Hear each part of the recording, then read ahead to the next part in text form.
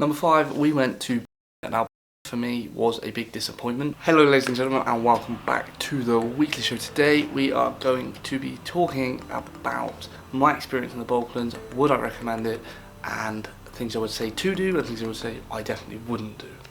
So without further ado, let's jump straight into the video. Number 1, Romania. Somewhere that I was really intrigued to go and visit. I'd heard a lot of different things, especially around Bucharest, but I didn't know what to think.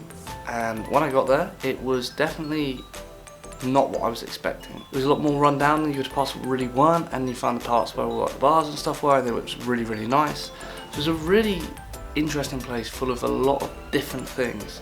And I think I definitely could have explored it more than I did. The thermal spa in Bucharest was incredible. I would highly recommend it to anybody. I would recommend getting the pass in advance for the whole thing, so you can use the water park, you can use the saunas, and you can use the main pool. I think it was roughly about £20, but I'll put it on the screen of how much it actually was for that full pass anyway. And you get wristbands that you actually pay for everything with, and you pay it at the end, which again can be a little bit dangerous if you're not switched on with what you're spending. So just be aware of that, because it's a little bit scary. The other thing I would say is be careful of wearing any jewellery. So obviously I wear these all the time, I wear my watch all the time, things like that. When you're on the slides, they make you take everything off. But overall it's an amazing experience, and make sure you stay till night time, because the pictures you can get and just the general view of it is incredible. Also be aware that there's actually an additional outdoor bit further away over the other side. Highlight for me was the David Attenborough spa. You literally sat in a spa watching David Attenborough.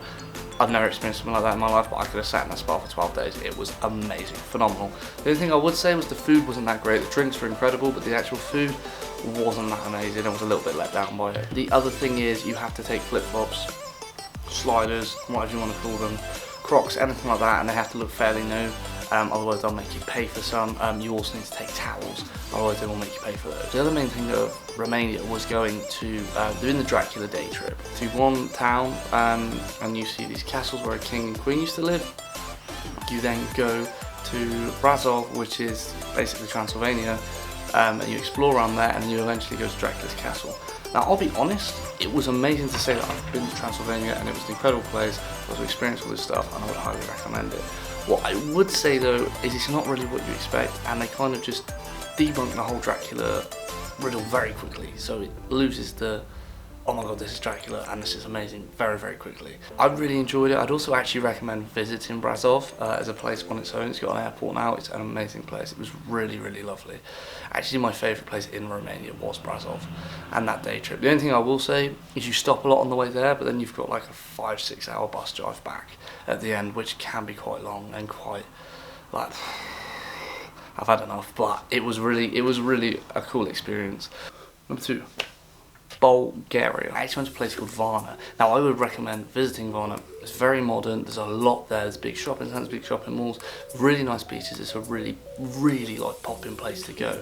There was also a cool monastery that we hiked to, which again was in the vlog. If you haven't seen it already, go and check that out. But we hiked to this monastery, and it was an incredible monastery. It's built into a like cliff face almost, and it was an amazing experience to think that people used to live there. So like if you're a bit like me, like you like history, you're a bit of a nerd about that sort of stuff, and you really enjoy it, then it's definitely worth checking out. After there we obviously went to Sunny Beach, and Sunny Beach for me, it was a disappointment. There was a lot of things that weren't that good about it. I mean, it was off season by the time we were there. It was mid-September, so it wasn't that popular, which probably didn't help, but the general nightlife wasn't that good. It wasn't amazing. There's one bar there that everyone says is amazing. That was quite fun one night, and then the rest of the nights weren't that good. The all-inclusive we stayed in, like wasn't that good. The food wasn't amazing, the snacks weren't amazing, and for me that's what makes it all-inclusive. The other thing about Bulgaria I would like to say is the capital Sofia is actually like the strangest place in a good way. Like you get there and it's really, without being rude, and I don't mean this in a rude way, it's really run down, and you keep going, and then gradually it's like moving forward in time. It's the weirdest thing, and it just gets more and more built up and more like beautiful, and really modern, Eastern Europe modern, sort of like your Budapest, and kind of like Bucharest and the areas of Bucharest that were built up. And it was a really, really nice place. Everybody was really, really friendly, and there's some really nice sights. It was also a very young town. It looked like there was a lot of students there, or city, sorry. There's a lot of students there, so it might be somewhere that you fancy checking out. If you're young, I don't know what the party seems like. I didn't party, but judging off the amount of young people there, I'd imagine it's pretty good. Number 3. Turkey. Now, I've been to Turkey twice before in my life. I've been to a place called Side and I've been to a place called Antalya. I've never been to the capital of Turkey, which is obviously Istanbul. I was very excited. I was very apprehensive of going there, but I was very, very excited. And when we got there, it did nothing but blow my mind the entire trip. It was an amazing, amazing city, and I cannot big it up enough. The food there was incredible. The people were incredible. One thing I would say is I think countries in Eastern Europe as a whole still tend to be a little bit more old-fashioned, in the sense that the person I went with didn't get spoken to as much as I did. But then they did also change up very quickly as she started speaking to them. It did kind of change the dynamic. So something to be aware of, but not something to be worried about as such. The sights you see in Istanbul, the mosques, the temples, everything's so big, and I can't explain it. It's somewhere that you just have to visit, and I would recommend it highly. It's one of the best places we visited on this trip, and I know it's not technically in the Balkans, but just do it, go and visit it if you can, because it's amazing. The only thing I would say is go careful when you go to the markets. It's an amazing, massive market, it's an incredible thing, but just go careful, because we, as you saw in the vlog, I spent 30 quid on Turkish Delight. We did have a pain with the underground, the subway, the metro, whatever you want to call it, getting on, getting through, working it out, buying tickets. You had to have exact cash, and it was a bit of a pain. We nearly missed our train to get out of Istanbul in the end. So just be aware of the metros, and probably plan your trips a few days in advance if you can, to get ahead. I don't know if it was somewhere that we could have just gone and got on the tube. I'm going to call it the tube, but whether you could have just gone and got on the tube and then just been fine. But I wasn't sure, and I didn't want to push my luck in a country that I didn't know. Number 4, now this one is going to be short and sweet. It was Serbia. I didn't get very long there. I was there for about 24 hours in total, and we went to the capital, Belgrade. An amazing place, so built up, so modern, so incredible. The food that we had there was sublime. It was incredible. The general nightlife of it, I don't know, because I didn't do it, but everyone said it's amazing. There's so many museums there to go and visit. It's so cool as well, because there's a park right next to the city. Again, you saw this in the vlog, but you're through the city into this park, and there's this like massive sights that you can see, and you're looking around everywhere, and it's incredible.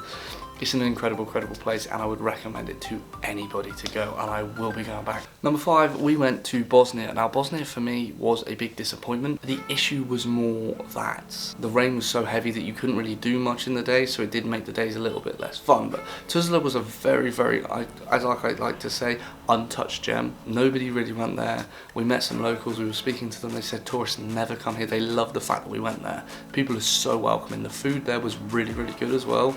Obviously the bureks we've had were just amazing. If you haven't had one, go and try them. I know they're in Bosnia and Croatia, they're probably in other countries too, but they are amazing. The other thing I would say about Bosnia, especially Sarajevo, we didn't get to go to Mostar. That's a big thing that I wanted to do, and everyone says it's amazing, so I was pretty upset about that. But Sarajevo is a very historic place. Obviously it was the start of World War I. There's a lot of old ruins there as well. It was a very cool place. Don't get me wrong, when we did get a bit of time to go and actually visit places and look around, I was really blown away by it, and I thought, wow, this is an incredible place. And maybe one day I will go back and do Bosnia again properly and actually explore it, because I feel like I didn't get enough out of that trip. Number 6, Montenegro. Oh my god, if you haven't already checked this vlog out, this would be one of the ones I would say check out. The views that you get in Montenegro are phenomenal. It's just beautiful. You're in the mountains all the time. One thing I will say for Montenegro, especially if you go to Lake Skadar, which is where we went, you will need a car. You can't really get to any of the hikes or anywhere to go without a car. With the car, I got really screwed over. I ended up paying an extra like £300 for the car because I'm under 25, which they didn't advertise on the website. Though you really do need a car to explore it, because there's just so vast and there's so much to see. But there's so little walkways, if that makes sense. Once you get to the path, you're fine. But even the best views are there's roads to all of them. So we just parked at the bottom and then we'd walk up, and the roads aren't that busy anyway. So you're fine to do that. It is absolutely fine. It was just breathtaking, continually. So I would really recommend it, honestly. Great place, and I would love to go back. It's also, you feel really clean. Your lungs and body feel really clean after it, because the air is so pure, because it's just greenery around you. It was a really interesting, obviously you're at higher altitudes too. So just a thought, food for thought, I don't know, but it's just something you should definitely try out. Number 7, my final place of my trip in the Balkans was Albania. Now, this place wasn't necessarily for us, like a sightseeing tour, checking out. This was more of us going on a holiday. We went to 4 different locations in Albania, and they were all very cool, very unique, had different perspectives to them. The first place we went was Tirana, a beautiful city, seemed very lively, definitely somewhere that I would go again and check out. We then went to Deriz, then we went to Vlorë, and then we finished in Sarandi. Now, something we did find is that we preferred the south of Albania more so to the north, although people do say the north of Albania, once you go up into the mountains, is a very beautiful place. So that might be something that you want to check out. I haven't. My favourite place there was Sarandi. It was a beautiful place. There was so much going on still.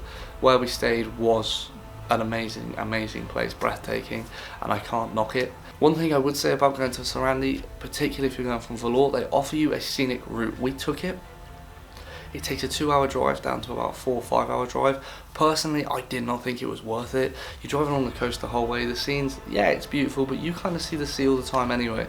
So for me, after doing the sort of travelling we've done, I didn't enjoy it like I thought I would. There's probably 3 more things about Albania. One is the food is amazing. Check out all the food in Albania. Their food is incredible and it's lovely. Number 2 is actually driving through Albania is not a bad idea. People say the drivers are crazy. They're actually not that bad. Once you get out the towns and cities, the roads are actually fairly easy to navigate. They're not hard. And I'd recommend it because it just means you can get around so much easier than having to wait for buses. The third thing is you can actually just be like this to a bus, flag them down, and they will stop. And they will have in the window like a little card that says where they're going, and you can flag them down. So getting transport in Albania is actually really easy, and you just pay them as you get on. You do need cash. That is one thing I will stress about the whole Balkans. You need cash everywhere you go. It's so much easier because most places would prefer cash than card, and most of the accommodation we paid for was with cash and not card. So in summary, would I recommend visiting the Balkans? 100,000,000,000,000% yes, do it. It's a beautiful place, it's very untouched, not many people go. We saw a few travellers but not many. Most buses we got on, we were the only English people on there. And this is me not just saying English, just the only, as in like Australia and America, all of those countries speaking English, we were the only ones on there on most of the buses. I would just say it's somewhere you need to try out, you need to go and explore. Just go with cash. Go with cash, go with an open mind, and just enjoy the ride, because travelling the Balkans was the best experience of my life. I just can't big it up enough. So 1000% go and try it out. Try out the things that we did, maybe find some new things that we haven't done, and let me know how you get on. But thank you for watching. Don't forget to leave a like if you've enjoyed, subscribe if you're new to the channel, and until next week, I will catch you later. Peace.